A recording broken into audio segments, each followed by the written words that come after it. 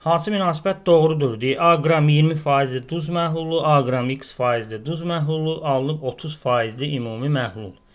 Y-dan A qram 40% məhlul və 60% duz məhlulu alınıb. Y-dan X arasında münasibəti tap deyir bizə. Belə bir məsələ var. Düsturumuz var. Müxtəlif qatlıq məhlullar qarışdıran M1 omega 1 üstəgəl M2 omega 2 bərabərdir M son omega son. Deməli, burada eyni kütləli götürəndə adətən ədədə orta çıxır. Yəni, belə də deyək də, 20 vurulsun A, üstəgəl X vurulsun A, bərabərdir ümumi kütlə A bu 2A vurulsun 30. Buradan biz A'ları ixtisar eləsək, deməli 20 üstəgəl X bərabərdir 60 eləyəcək, X bərabərdir 40-a.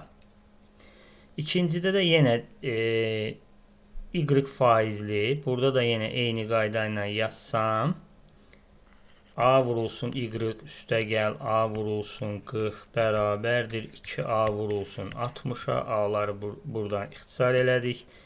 Y üstəgəl 40 bərabərdir 120, Y də bərabərdir 80-a. Deməli, Y-dən 2 dəfə çoxdur. X 40-dır, Y də 80-dır. Deməli, oradan da Y bərabərdir 2X yaza bilərik A variantı.